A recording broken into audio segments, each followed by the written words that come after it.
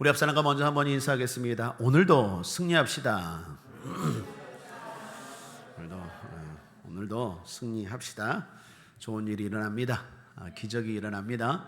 하나님 구원하시고 응답하시고 축복하실 줄 믿습니다. 아멘. 방금 읽은 이사야서 53장 말씀을 가지고 실상을 아는 사람들이라는 제목으로 하나님 말씀 나누겠습니다.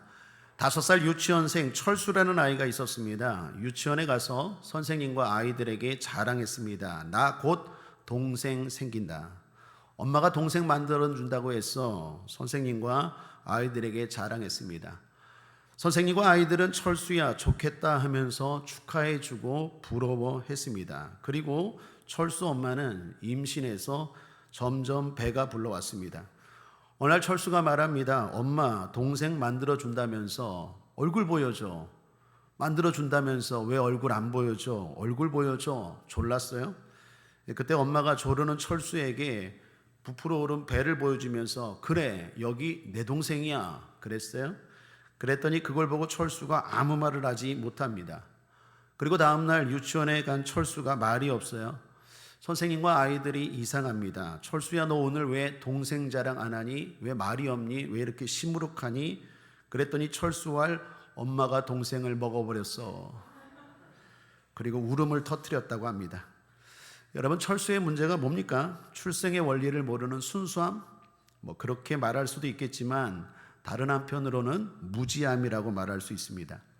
영적인 세계도 마찬가지입니다. 무지하면 이런 오해를 할 수 있다라는 것입니다.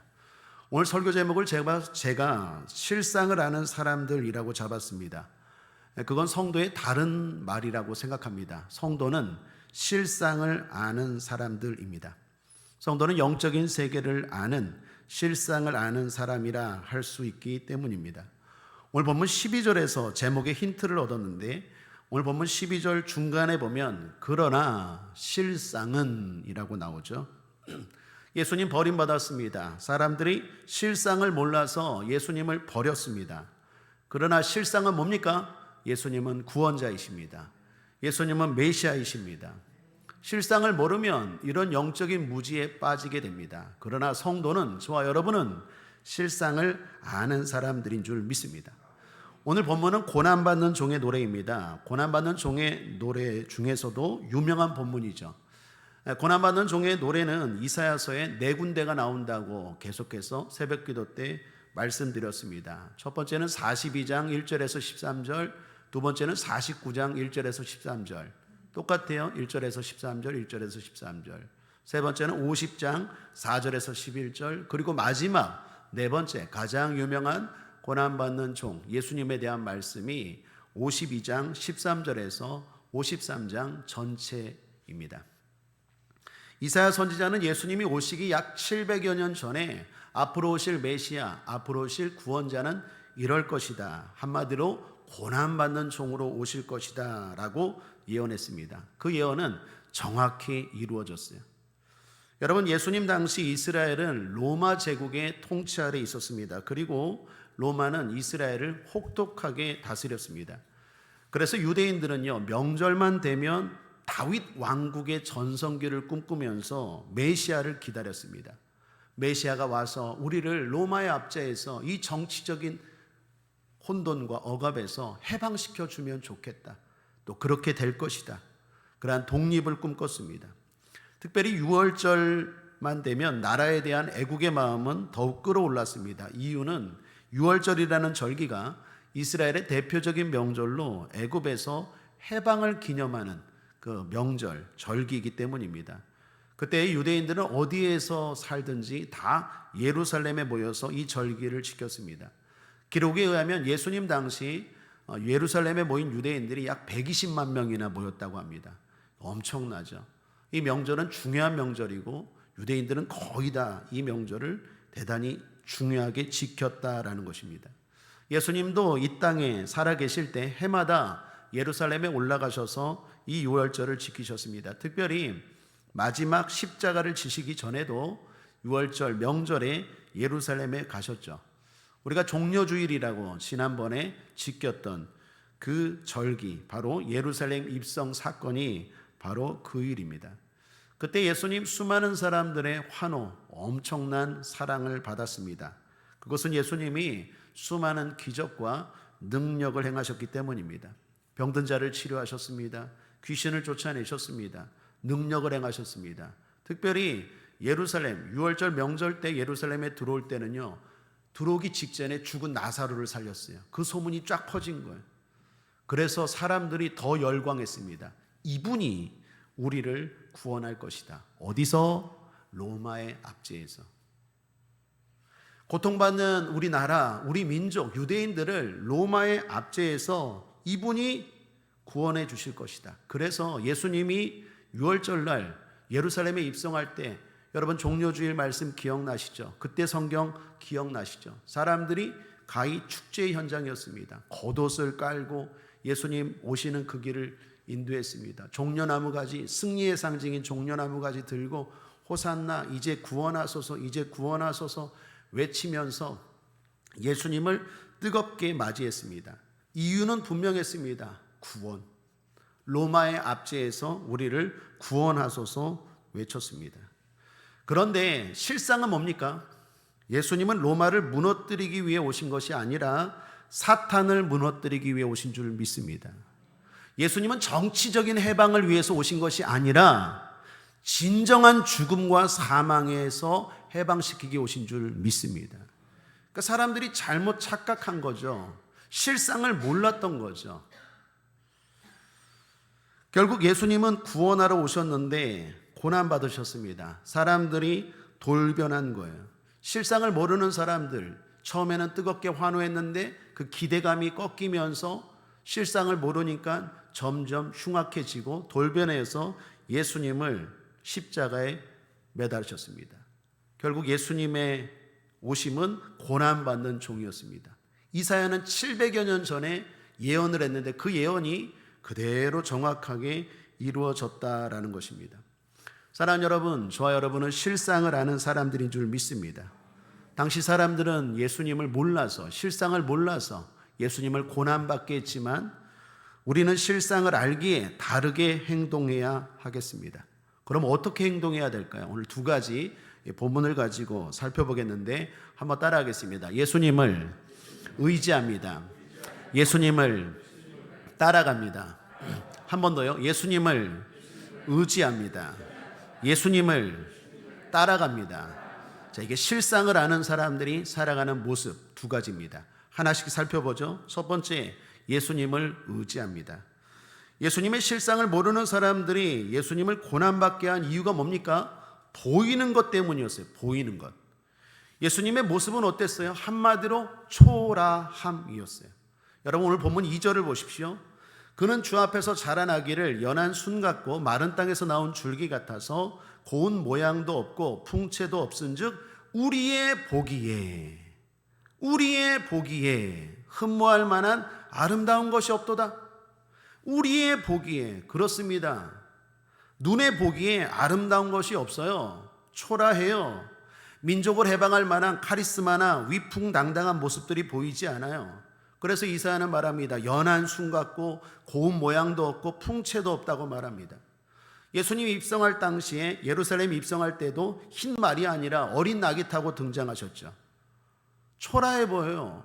뭐 그렇게 멋지고 근사해 보이지가 않아요. 함께하는 무리들도 그랬습니다. 예수님 제자들 다 뭡니까? 대학원까지 나왔습니까? 석박사입니까? 아니요. 직업은 어부고 대부분이 무학. 함께하는 사람들도 다 초라해요. 뭐 과부, 어린아이, 뭐 병든 자, 그런 사람들과 늘 어울려요. 지성인이 별로 없어요. 똑똑한 사람 별로 없어요. 예수님 자신도 무학이고 함께하는 사람들도 무학이. 아니 도대체 이런 사람들이 저 거대하고 저 화려하고 저 지적인 로마를 무너뜨릴 수 있을까? 우리의 보기에 초라해 보여요. 아무것도 할 수 없을 것처럼 보여요. 그러니까 자꾸 실망이 생기는 거예요. 기대감이 꺼져가는 거예요. 더군다나 예수님 자신도 행색이 초라합니다. 특별히 예수님 자신 출신이 어디입니까? 나사렛의 나라세요. 성경 요한복음 1장 46절에 보면 나사렛에서 무슨 선한 것이 날 수 있느냐? 요한복음 7장 41절에 그리스도가 어찌 갈릴리에서 나오겠느냐? 요한복음 7장 52절에 갈릴리에서는 선지자가 나지 못하느니라. 자, 이런 말씀들이 뭘 말합니까? 당시 사람들의 선입견이에요. 나사렛, 더욱이 출신도 민족을 구원할 자가 그런 곳에서는 나올 수 없다라는 거예요. 우리의 보기에. 여기 예수님의 모습은 뭔가 좀 세련되고 멋진 모습이 아니었습니다. 출신도 초라해요. 그래서 이사야 선지자는 뭐라고 말합니까? 마른 땅에서 나온 뿌리와 같을 것이라. 출신도 초라하고 외모도 초라하고 함께하는 무리도 초라하고 모든 것들이 초라해 보여요. 그리고 결정적으로 의심의 하이라이트는 십자가였습니다. 십자가 앞에서 예수님 어떤 행동을 보이십니까? 무기력해요. 때리면 맞아요. 씌우면 씌워져요. 찌르면 찔림을 당해요. 아니, 그동안에 했던 그 능력 어디 갔는지 모르겠어요. 죽은 나사로를 살리고 병든 자를 치료하고 귀신을 물리치고 말씀 한마디로 풍랑을 잔잔케 하고 보리떡 5개 물고기 2마리로 수많은 사람을 먹였던 그 능력은 온데간데 없고 그냥 당하는 거예요. 맥없이 당해요. 아무 말도 없이 묵묵하게 그 고통을 당해요. 결국 예수님을 가까이 했던 사람들마저도 실망합니다. 3절 하반절에 우리도 그를 귀히 여기지 아니하였도다. 우리도 그를 귀히 여기지 아니하였도다. 끝까지 뭔가 있겠지. 그래도 예수님이 뭔가 하겠지. 베드로가 말하죠. 이 말씀 한마디로 군대 잡으러 온 예수님 잡으러 온 군대를 물리칠 줄 알았는데 그냥 잡혀가요. 베드로가 말고 예수님을 잡으러 왔던 그 말고 종의 귀를 잘라버리죠. 예수님 말리시죠. 하지 말라고. 함께했던 제자들도 실망한 거예요. 우리도 그를 귀히 여기지 아니하였도다. 초라한 모습을 보고 멀리 있는 사람이나 가까이 있는 사람이나 예수님을 귀하게 여기지 않았어요. 왜 이런 일이 벌어집니까? 실상을 모르기 때문이에요. 여러분, 실상을 모르는 사람들의 특징이 뭡니까? 겉만 봐요. 겉만 보고 판단해요. 사랑 여러분, 보이는 게 다가 아니라 보이지 않는 것을 볼 수 있는 저와 여러분 되기를 바랍니다. 영안이 열릴지어다. 믿음의 눈이 열릴지어다. 오늘날도 외모를 보고 속히 판단하는 사람들이 있습니다. 어느 목사님 설교 예화집에서 본 내용입니다. 어느 작은 마을에 자금 사정으로 심각한 공경에 빠지게 되었답니다. 그래서 24명의 외부 인사 및 마을 대표들이 모여서 대책회의를 열게 되었대요. 그런데 회의가 시작되기 전 어떤 허름한 외모의 사람이 들어오더니 마을 대표 몇 명과 이야기를 나누었대요. 그 사람이 말합니다. 내가 이 마을에 얼만큼 지원할 수 있으며 이러저러한 사업을 벌이겠다고. 근데 행색이 초라해요. 아니, 그런 돈이 어디 있을까 의심할 정도예요. 마을 대표 어떤 사람도 이 사람의 말에 귀를 기울이지 않았어요. 그러자 이 사람 입 다물고 가만히 앉아 있다가 결국 회의가 시작되자마자 바로 회의장을 나갔대요. 그 사람이 나가자마자 젊은 청년 하나가 헐레벌떡 뛰어 들어오더니 방금 나간 그 사람 말입니다. 우리 마을 도와주겠다고 했습니까? 물었더니 마을 대표 어른들이 말합니다. 왜 그러는데? 그 사람이 누군데? 청년이 기가 막힌다는데 한숨을 쉬더니 말합니다. 아니, 그 사람 모르세요? 록펠러잖아요. 록펠러. 백만장자 록펠러. 정말? 이게 실화였대요. 외모만 보고 저 사람이 과연 외모만 보고 백만장자 록펠러를 못 알아보고 그 마을을 도와주겠다는 그 제안들을 다 무시했다라는 거예요. 한 가지 더, 미국의 빌티모어시의 가장 큰 호텔에서 있었던 일입니다. 한 손님이 찾아왔는데 매니저가 다짜고짜 퇴짜를 나왔어요. 우리 호텔에 들어올 수 없다고. 왜요? 행색이 초라하다고. 옛날에 제가 한번 서울에 봉고 한번 끌고 조선호텔인가 갔다가 퇴짜 한번 맞았어요. 저도 마음에 상처가 있습니다. 우리 호텔 들어오지 못한다고. 이분도 그랬어요. 손님의 차림새가 농부 차림새였나 봐요. 자기 호텔 품위를 떨어뜨린다고 퇴짜를 놨대요. 지금은 그런 일도 별로 없을 거예요. 옛날에 아무 말 없이 이분이 나가서 다른 호텔에 방을 얻었습니다. 그런데 손님을 퇴짜 놓아 보낸 매니저가 나중에 알고 보니까 그 사람이 미국의 부통령이었대요. 더군다나 국민의 존경을 그 당시에 받았던 토마스 제퍼슨이라는 부통령이었대요. 얼마나 놀랬겠어요. 부통령이라고 생각을 못했겠죠. 옷을 그렇게 입고 다니니까. 그래서 서둘러서 사람을 보냈대요. 죄송합니다. 잘못했습니다. 다시 우리 호텔로 오십시오. 그렇게 정중하게 사람을 보냈더니 이 토마스 제퍼슨이 정중하게 이렇게 말했대요. 당신의 매니저에게 내가 방을 얻었다고 전해 주시오. 그리고 그 호의에 내가 감사한다고 말해 주시오. 또한 미국에 먼지 묻은 한 농부에게 방을 줄 수 없는 호텔이라면 미국의 부통령도 유숙시킬 수 없는 호텔이라고 전해 주시오. 여러분, 이런 이야기들이 뭡니까? 사람들이 자꾸 겉만 봐요. 겉만 보고 기회를 놓치고 겉만 보고 함부로 판단해요. 교회도 그런 것 같아요. 요한계시록에 보면 7교회가 나오죠. 우리가 요한계시록 강의할 때 7교회 중에서 가장 칭찬받은 교회가 어떤 교회 되었습니까?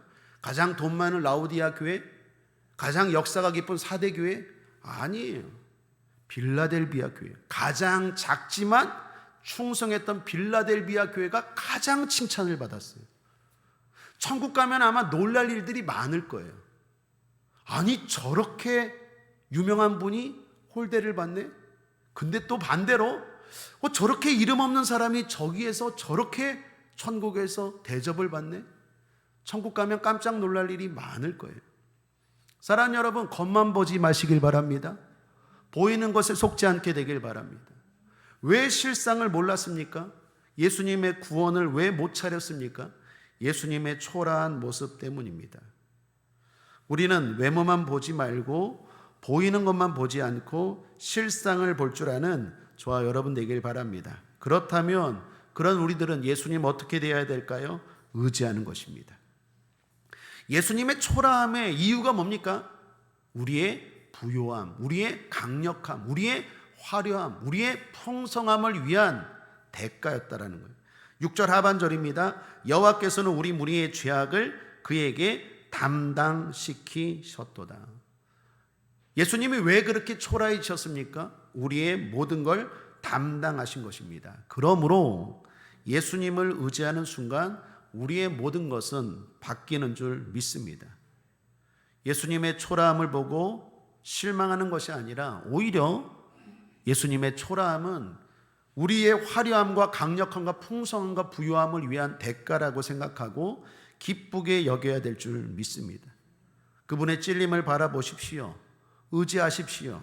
그럴 때 우리의 허물이 사해질 줄 믿습니다. 그분의 상함을 바라보십시오. 의지하십시오. 우리의 심각한 죄악이 사해질 줄 믿습니다. 그분이 징계받으신 것 깊이 바라보고 의지하십시오. 우리에게 평화가 임할 줄 믿습니다. 하나님과의 평화가 이루어지는 줄 믿습니다. 그분이 채찍에 맞으신 고통 생각하십시오.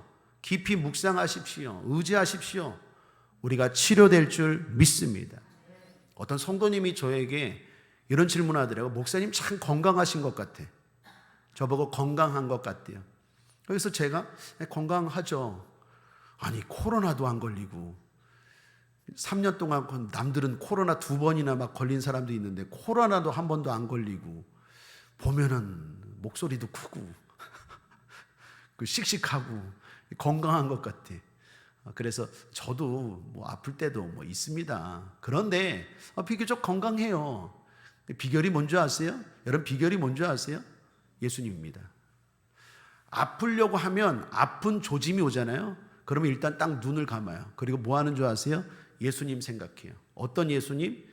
예수님 징계 받으신 것, 예수님 채찍에 맞으신 것, 예수님 고통당하신 것, 예수님 아픔 당하신 것, 그거 생각해요. 그거 바라봐요. 그럴 때 주님의 은혜가 임하고 주님이 힘을 주시는 것 같아요. 주님 말씀하십니다. 채찍에 맞음으로 너희가 나음을 입었고 징계를 받음으로 허물이 사함받고 뿐만 아니라 상함을 받음으로 우리가 회복되고, 주님이 우리를 위해서 당한 일인 줄 믿습니다. 그러므로 고난 주간만 예수님 생각하지 마십시오. 고난이 임할 때마다, 힘든 일이 임할 때마다 눈을 감으시고 예수님을 깊이 생각하십시오. 내 모든 것들을 담당하신 분이. 그 예수님 생각할 때 마치 그런 느낌이 드는 것 같아요. 내 질병이 내 연약함이, 나한테 있는 바이러스가 예수님께 이렇게 넘어가는 느낌이에요. 넘어가는 느낌. 한번 해보십시오. 주님 말씀하십니다. 그러므로 날마다 주 안에서 영육간에 강건함으로 능력 있는 삶 사시기를 주님의 이름으로 축복합니다. 예수님의 고난 우리의 영광입니다. 예수님의 십자가 실망이나 조로대의 대상이 아닙니다. 오히려 반대입니다. 우리의 능력입니다. 종교마다 자신들의 중요한 역사나 메시지를 상징하는 상징물들이 있죠. 예를 들어 불교의 상징물은 연꽃입니다. 이슬람교의 상징물은 초생달이고, 유대교의 상징물은 두 개의 삼각형, 정삼각형을 조합해서 만든 육각형 모양의 다윗의 별입니다. 기독교도 상징물이 있어요. 기독교의 상징물은 뭡니까? 십자가였어요. 그런데 십자가가 원래 아니었대요. 존 스토트라는 학자에 의하면 초창기에 기독교의 상징물을 뭘로 할까? 예수님이 태어나신 말구유, 또는 베드로의 빈 배, 아니면 예수님이 설교했던 단상, 여러 가지가 등장했대요. 그런데 모든 사람들이 다 공감할 나중에 상징물은 뭐였다고요? 십자가로 정해졌답니다. 그래서 모든 교회가 십자가를 내걸고 또한 자랑스럽게 여겼다라는 것입니다. 십자가는 우리의 능력입니다. 예수님의 고난은, 예수님의 초라함은 부끄러움의 대상이 아니라 우리의 자랑인 줄 믿습니다. 주 2세기경 북아프리카의 법률가요 신학자인 터툴리안이라는 분이 계십니다. 이 초대교회 성도들의 모습을 이렇게 기록했는데 들어보십시오. 발걸음을 옮길 때마다, 들어가거나 나갈 때마다, 옷을 입고 신발을 신을 때, 목욕할 때, 식탁에 앉을 때, 등잔에 불을 켤 때, 침상에서 좌석에서 매일의 모든 일상적인 행동에서 우리는 이마에 십자가를 그렸다. 초대교회 성도들은 늘 십자가를 그렸대요. 왜요? 그 능력을, 그 실상을 알았기 때문입니다. 예수님의 고난, 그 고난의 하이라이트 십자가는 우리의 자랑입니다. 그 예수님의 십자가를 바라보시고 계속해서 의지하십시오. 연약할 때마다 더 십자가를 바라보시고 고난을 묵상하시고 의지하시길 바랍니다. 내 모든 것들을 지금도, 과거에 뿐만 아니라 지금도 하나님이 예수님을 믿고 바라볼 때 그분에게 담당시켜 주시는 줄 믿습니다. 그 예수님 뭐라고 말합니까? 수고하고 무거운 짐진 자들아 다 내게로 오라. 내가 너희를 쉬게 하리라. 여러분, 왜 무거운 짐을 홀로 지고 계십니까? 왜 꼭 부여잡고 계십니까? 예수님을 의지하시고 예수님을 바라보시고 예수님께 맡겨버리시기를 바랍니다. 바울은 고린도전서 1장 18절에 십자가의 도가 멸망하는 자들에게는 미련한 것이요 구원을 얻는 우리에게는 하나님의 능력이라. 한번 따라하겠습니다. 십자가는 나의 능력입니다. 아멘이십니까? 믿지 않는 자들, 불신자들, 영안이 갇힌 자들, 어두운 자들은 무지하게 보여, 미련하게 보여. 그러나 우리에게는 능력입니다. 십자가 붙들고 기도하는 건 능력입니다. 십자가 앞에 나오는 건 능력입니다. 십자가 붙들고 찬양하고 봉사하고 전도하는 건 능력입니다. 십자가를 생각하는 건 능력입니다. 거기서 내 평화가 회복되고 내 건강이 회복되고 내 치료가 임하고 내 삶의 부요와 형통이 임하는 줄 믿습니다.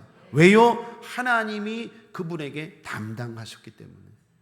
실상을 하는 여러분들, 그러므로 보이는 것에 현혹되지 말고 보이지 않지만 진리 대신 예수님, 특별히 예수님의 십자가 고난을 묵상하고 그분을 의지하고 힘있게 건강하게 구원받아 살아가시길 바랍니다.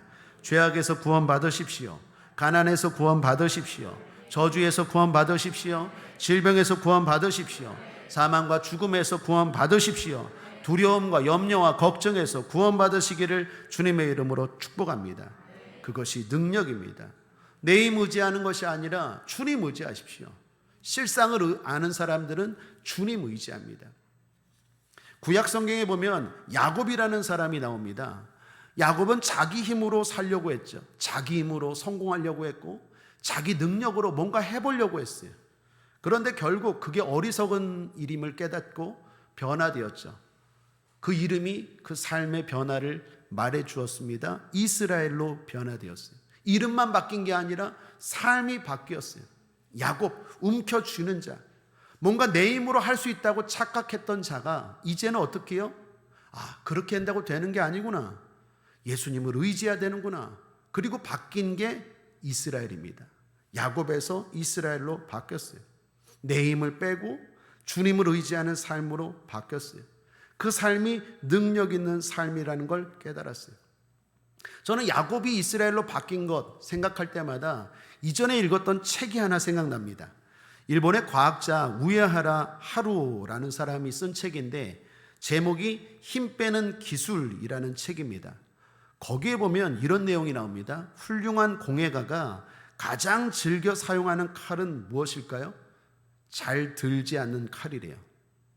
너무 잘 드는 칼은 오히려 걸작을 만드는데 방해가 된대요. 또 화가들이 자주 사용하는 화법 중에 하나가 한색 빼기가 있대요. 마지막 한 색을 더해주면 완성될 것 같은 작품인데 일부러 색을 빼고 붓을 내려놓는 기법이래요. 그게 훨씬 더 아름답다라는 거예요. 그러면서 말하기를 예로부터 밀어붙이기보다 물러서기를, 더하기보다 빼는 아름다움을 미학이다라고 생각했다고 말합니다. 결국 이 일본의 과학자 우에하라 하루가 말하는 내용의 핵심은 힘 빼는 것이 진정 강해지는 길이다라고 주장합니다. 여러분, 실제로 우리의 삶에도 돌아보면 그런 것 같아요. 옛날에 가방 샀을 때 어떻게 합니까? 가방이 각이 잡히면 날카롭잖아요. 그러면 문고리 이렇게 매달아두면 하루 이틀 매달아두면 가죽이 이렇게 유연해지는 것. 저만 옛날에 살았나요? 그러지 않았나요? 가방이 이렇게 가죽이 이렇게 좀 부들부들해지잖아요.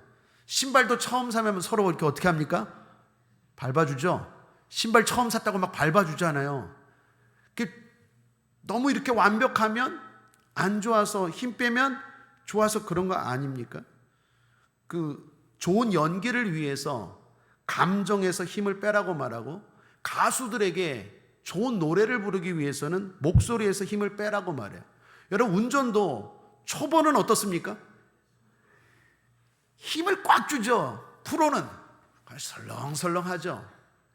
힘 빼는 게 기술이라는 거예요. 몸에서 힘 빼는 건 모든 운동의 기본이래요.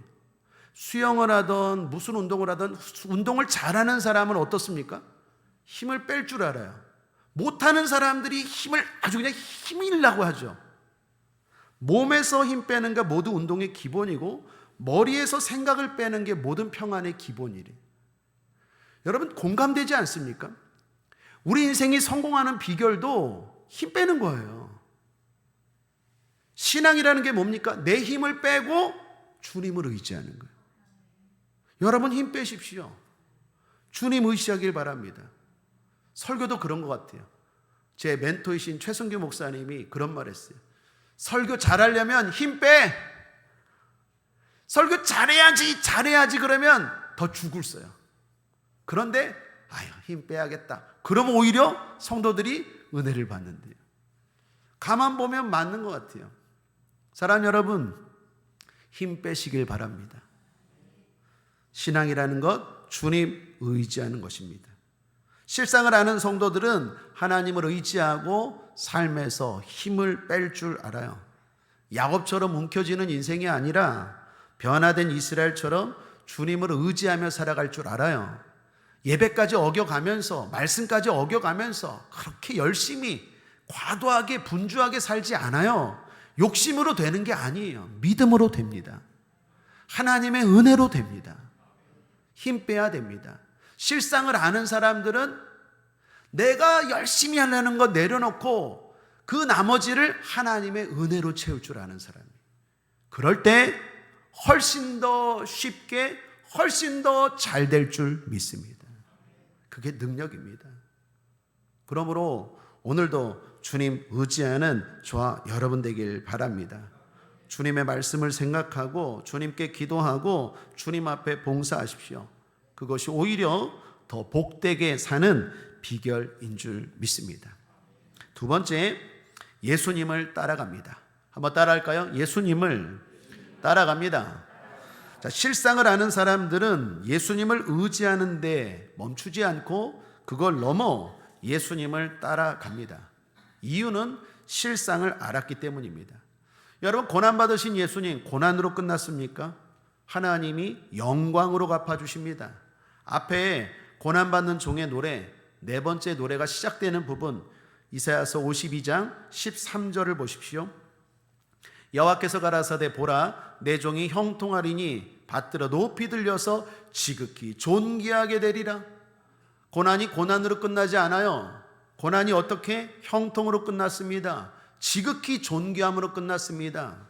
오늘 본문 이사야서 53장 마지막 12절 상반절도 보십시오. 이러므로 내가 그로 존귀한 자와 함께 분깃을 얻게 하며 강한 자와 함께 탈취한 것을 나누게 하리니 이는 그가 자기 영혼을 버려 사망에 이르게 하며 범죄자 하나로 헤아림을 입었습니다.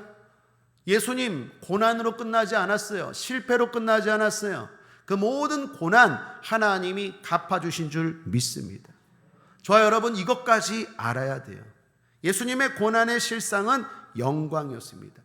그걸 안 성도들은, 그걸 안 사람들은 예수님을 따라갑니다. 스스로 따라가요. 히브리서 11장 믿음의 장이라고 불리우는 성경에 보면 모세에 대해 이렇게 말합니다. 히브리서 11장 24, 26절에 믿음으로 모세는 장성하여 바로의 공주의 아들이라 칭함을 거절하고 도리어 하나님의 백성과 함께 고난받기를 잠시 죄악의 낙을 누리는 것보다 더 좋아하고 그리스도를 위하여 받는 능욕을 애굽의 모든 보화보다 더 큰 재물로 여겼으니 이는 상주심을 바라봄이라. 한번 따라하겠습니다. 이는 상주심을 바라봄이라. 여러분 보이십니까? 여러분 아십니까? 아멘. 실상을 아는 성도들은 상 주시는 하나님을 알아요. 고난이 고난으로 끝나지 않고 영광으로, 상급으로, 보상으로, 면류관으로 끝나는 것 알아요. 그렇기 때문에 스스로 그 고난을 자처합니다. 스스로 내려갈 줄 알아요. 스스로 섬길 줄 알아요. 스스로 그 고난의 길을 걸어가요. 억지로 내려오는 착륙이 아니라 스스로 내려가는 추락의 삶을 살아가요. 왜요? 그 고난은 비할 수 없는 영광이 기다리기 때문이에요. 모세만이 아닙니다. 히브리서 11장 32절에 보면 수많은 사람들이 그렇게 살았대요. 이렇게 말합니다. 내가 무슨 말을 더하리요? 기드온, 바락, 삼손, 입다와 다윗과 사무엘과 및 선자들의 일을 말하려면 내게 시간이 부족하리로다. 그렇게 산 사람들을 말하려면 내게 시간이 부족할 정도로 수많은 사람들이 실상을 알고 그렇게 그 길을 걸어갔대요. 그러므로 예수님을 의지하는 걸 넘어 예수님을 따라갑시다. 그게 지혜로운 성도예요. 여러 해 전에 패션 오브 크라이스트라는 기독교 영화가 개봉되었습니다. 그런데 장면마다 너무 잔인했어요. 이 영화 만든 사람이 유명한 영화배우 멜 깁슨이었습니다. 그에게 기자들이 질문했어요. 영화를 너무 잔인하게, 예수님 고통당하는 장면을 너무 잔인하게 묘사한 거 아닙니까? 왜 이렇게 그렇게 만들었습니까? 혹시 예수님을 죽인 유대인들을 비난하기 위해서, 그들의 잔인함을 알리기 위해서 그런 것 아닙니까? 라고 물었더니 이 영화배우, 제작자죠, 영화 제작자 멜 깁슨이 말하기를 아닙니다. 절대로 그런 의도 없습니다. 다만 인간의 죄악을 보여주기 위해 그런 것입니다. 우리의 죄가 예수님을 십자가에 못 박은 것입니다. 나의 죄가 예수님을 십자가에 못 박은 것입니다. 그렇게 말하고 그 다음 말이 저에게 참 인상 깊었어요. 그리고 이제 나는 그런 죄에서 벗어나 예수님을 따라가려고 합니다. 멜 깁슨이 말한 예수님을 따라간다는 게 뭘까요? 옛날에는 예수님을 의지해서 스타가 되고 예수님을 의지해서 영광을 얻고 인기를 얻고, 그것도 좋아요. 그것도 나쁜 건 아니에요. 오늘 여러분 두 번의 날 누워서 기도할 텐데, 첫 번째는 예수님을 의지하며 기도하시길 바랍니다. 그거 나쁜 거 아니에요. 예수님을 의지하셔서 부유하시길 바라고, 예수님을 의지하셔서 성공하시길 바라고, 예수님을 의지하셔서 치료되시길 바랍니다. 나쁜 거 아니에요. 그런데 멜 깁슨은 거기서 한 걸음 더 나아가 이제는 예수님을 따라가려고 합니다. 옛날에는 내가 예수님을 의지해서 내가 스타가 되었지만 이제는 어떻게 해요? 예수님을 스타로 만드는 삶을 살겠다라는 거예요. 왜요? 실상을 알기 때문에. 이 땅에서 인기 얼마나 갑니까? 이 땅에서 부유함 얼마나 갑니까?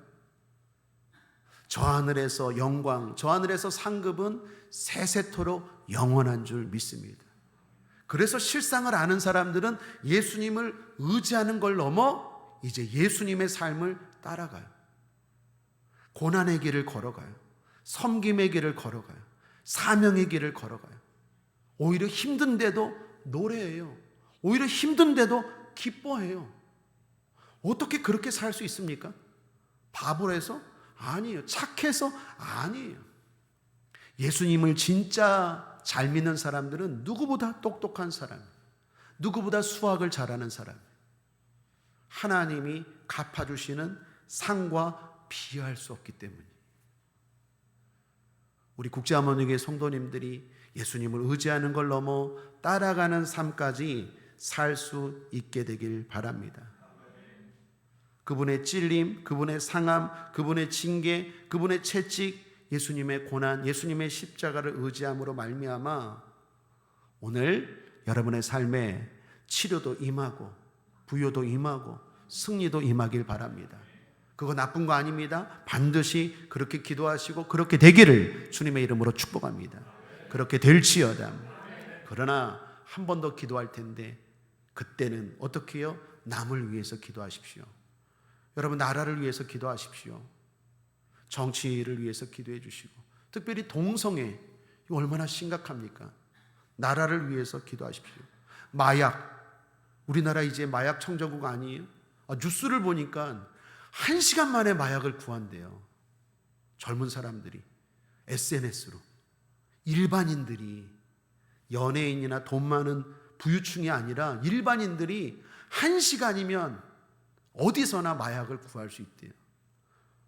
얼마나 심각합니까? 사람들이 정신을 못 차려요.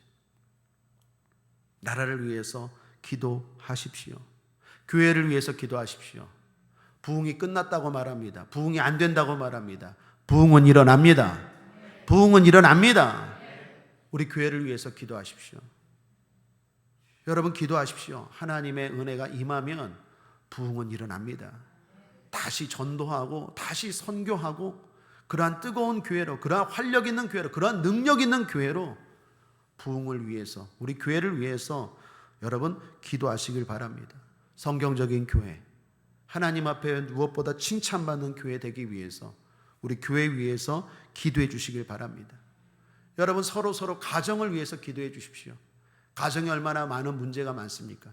내 가정 말고 남의 가정. 자녀들 때문에 고민하는 성도 있어요? 질병 때문에 아파하는 성도 있어요? 기도해 주시기 바랍니다. 이게 다 뭐예요? 상급이에요. 영광이에요. 하나님의 보상이 임하는 줄 믿습니다. 그 실상을 아는 사람들은 내 기도하기 바쁜데, 내 기도하기도 바쁜데 남을 위해서 어떻게 기도하나 이런 생각 같지 않아요. 어리석은 사람이에요. 실상을 아는 사람들은 자기를 위해서도 기도하지만 아브라함처럼, 믿음의 조상 아브라함이 최초의 중보기도자 했던 것처럼 믿음이 있는 사람, 실상을 아는 사람은 중보기도 할 줄 알아요. 왜요? 그 기도는 결국 내 기도기 때문에, 내 은혜고 하나님이 갚아주시기 때문에. 제가 늘 그렇게 기도합니다. 내가 남의 자녀 돌보는 교사할 때 하나님이 내 자녀 돌봐주실 줄 믿습니다. 내가 주를 위해 힘쓸 때 하나님이 우리 가정 돌봐주실 줄 믿습니다. 너희는 먼저 그의 나라와 그의 의를 구하라. 그리하면 이 땅의 모든 것 너희에게 더하시리라. 어쩌면 오늘 이 밤에 하나님이 저와 여러분을 그렇게 불러주신지 몰라요. 우리 스스로 주님을 의지하며 기도할 뿐만 아니라 상급을 생각하고 보상을 생각하고 은혜를 생각하고 나라를 위해서, 교회를 위해서, 또 서로 아픈 사람들, 어려운 사람들, 힘든 사람들, 주변에 그런 사람들을 위해서 기도하는 저와 여러분 되기를 주님의 이름으로 축복합니다. 말씀을 정리합니다. 우리는 실상을 아는 성도입니다. 그 사람들은 예수님을 의지합니다. 예수님을, 교회를, 기도를, 예배를, 십자가를 초라하게 생각하지 않습니다. 그것은 나를 구원하는 하나님의 능력입니다. 그래서 의지합니다. 인생의 힘을 빼고 주님을 의지합니다. 거기에 집중합니다. 더 나아가 예수님을 따라갑니다. 예수님처럼 스스로 낮아지는 섬김의 삶, 사명의 삶을 따라 살아갑니다. 그 고난의 길을 가면서도 묵묵하게, 아니 오히려 기뻐하며 따라갑니다. 그것은 고난이 아니라 상급임을 알기 때문입니다. 고난이 아니라 면류관임을 알기 때문입니다. 저와 여러분이 그렇게 계속해서 살아갈 수 있기를 주님의 이름으로 축복합니다. 기도하겠습니다. 좋으신 하나님 아버지, 감사합니다. 오늘도 우리를 사랑해 주셔서 이곳에 불러주시니 감사합니다. 우리는 실상을 아는 사람인 줄 믿습니다. 하나님, 어리석게 살지 않고 무지하게 살지 않게 하시고 실상을 알고 살아가는 우리 모두 되게 하여 주옵소서. 그래서 주님 의지합니다. 의지하는 것이 능력입니다. 의지하는 것이 지혜입니다. 의지하는 것이 내가 구원받는 가장 빠르고 크고 본질적인 은혜인 줄 믿습니다. 더 나아가 예수님처럼 살아갑니다. 예수님의 삶을 따라갑니다. 그것이 상급이고 영광임을 알기 때문입니다. 우리 모든 성도들 그렇게 계속해서 살아갈 수 있도록 성령님 도와주시옵소서. 감사드리며 예수님의 이름으로 축복하고 기도했습니다. 아멘.